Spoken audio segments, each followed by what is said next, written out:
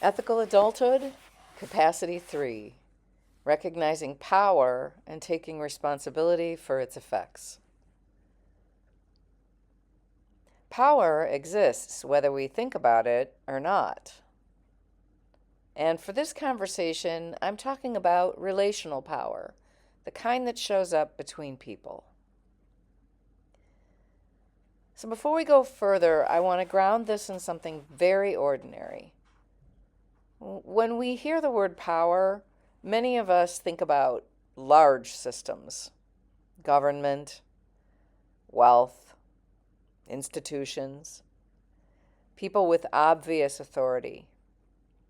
But what I'm talking about here is much closer than that. Power shows up in everyday relationships all the time, between partners, between friends, between family members, and between colleagues. And part of the reason it's hard to see is that we tend to misread what's happening in some very predictable ways. One, we feel something and we assume that that feeling defines reality. If I feel hurt, then something wrong must have been done to me. And if I feel calm, then I must be the reasonable one.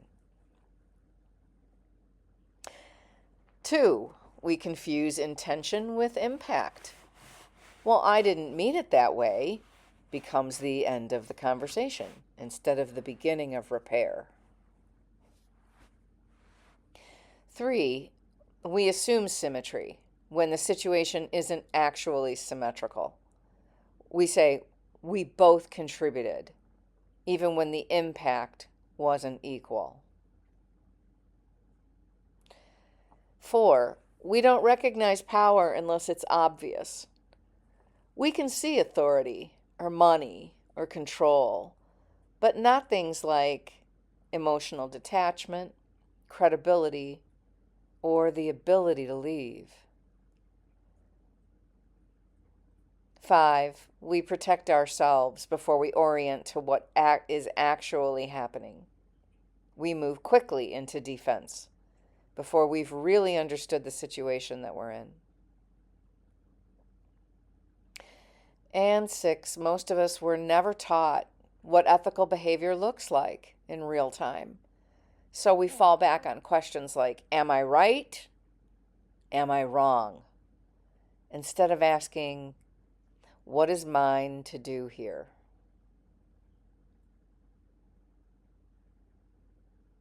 So when we talk about power in this way, we're not talking about something abstract.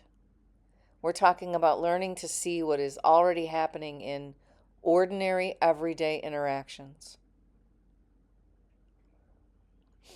So here's what I mean. Power shows up in simple, concrete ways. It shows up in who can leave a conversation and who can't. If I can walk away and be fine and you can't, then I have more power in that moment. It shows up in who can wait and who has to respond quickly. If I can take my time and you're left sitting in uncertainty, that's my power. It shows up in who will be believed. If you and I tell the same story and people are more likely to believe me than you because of my role or my status or how I present, that's power.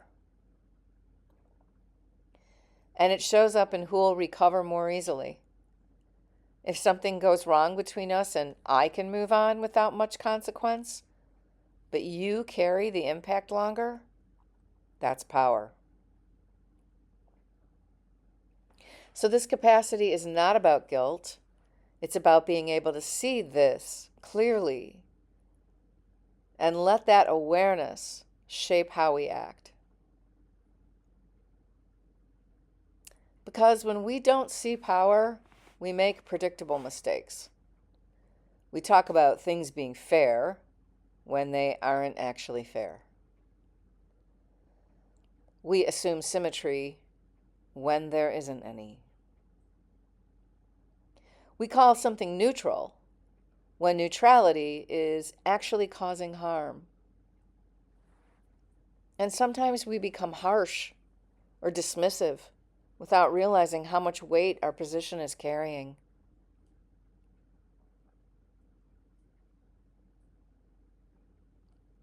So, what power is in this framework?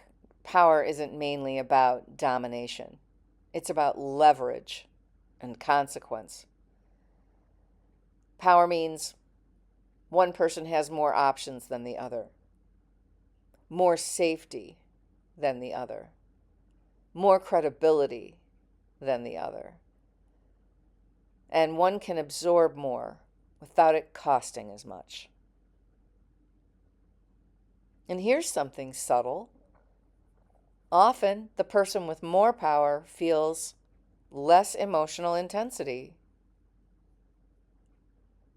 That's right, the person with more power feels less emotional intensity. So if I feel calm and you feel activated, it can look like I'm the reasonable one. But that calmness may not be neutrality. It may be insulation from consequences.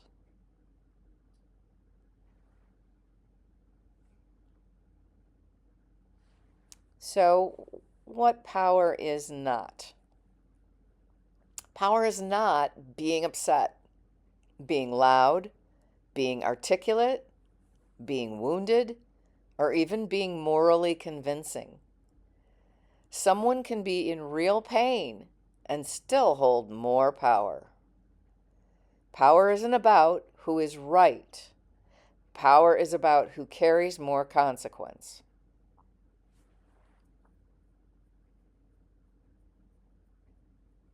How power affects repair.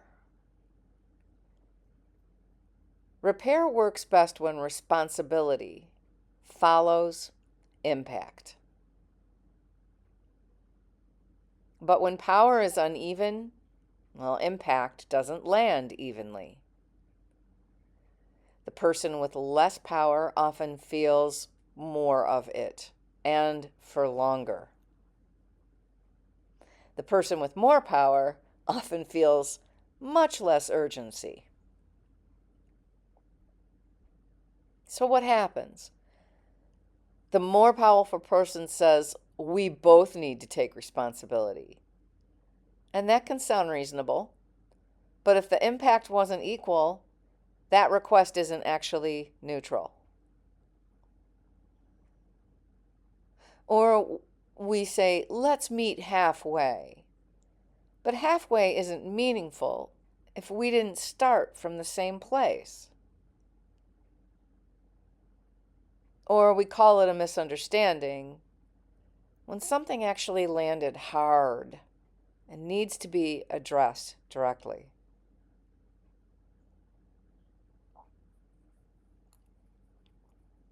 So the core principle here is if you have more power in a situation, well, you have more responsibility.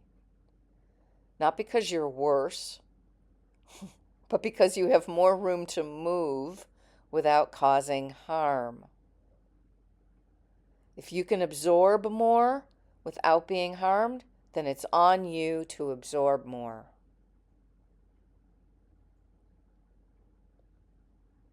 So how do we recognize that? So if you're unsure, ask, who has more options right now? If this ended, who would be more affected? Who would be believed? Who has backing, social, professional, institutional? Who can afford to be misunderstood? You don't need perfect answers. You just need enough awareness to realize this is not equal.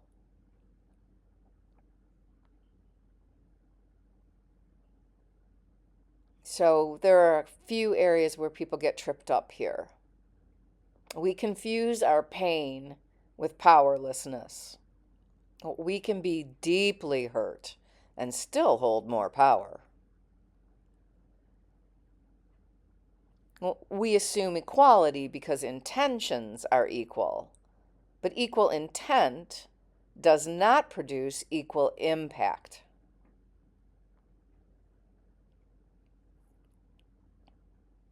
We use fairness language to avoid responsibility. Well, we both did things can be true and still avoid the imbalance. And we wait for the other person to go first, when if we hold more power, the responsibility starts with us. So what does ethical use of power look like? Well, it's not dramatic. It's not self-erasing. It looks like pausing before reacting, initiating repair without being asked, taking in discomfort instead of pushing it back out, not needing to be understood first, and not using calmness, logic, or status to shut things down. And honestly, it can feel unfair. Like, why do I have more to do here? But that feeling is often the signal. It's showing us where something needs to adjust.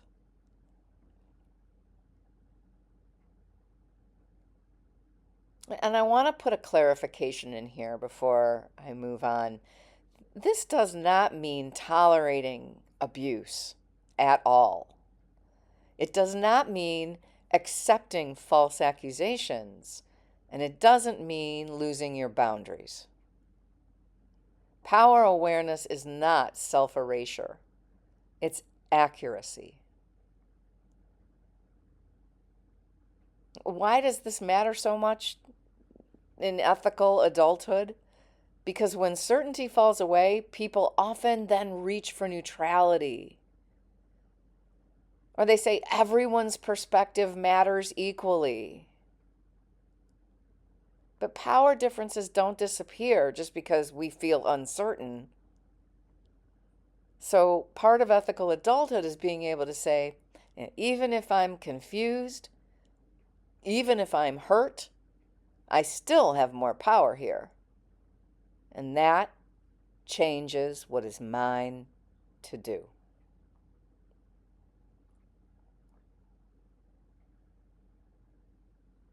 One grounding question before I end this capacity on power. If I act exactly as I want to right now, who absorbs the cost? And who is protected from it? If the answer isn't me, then power is operating, and responsibility follows.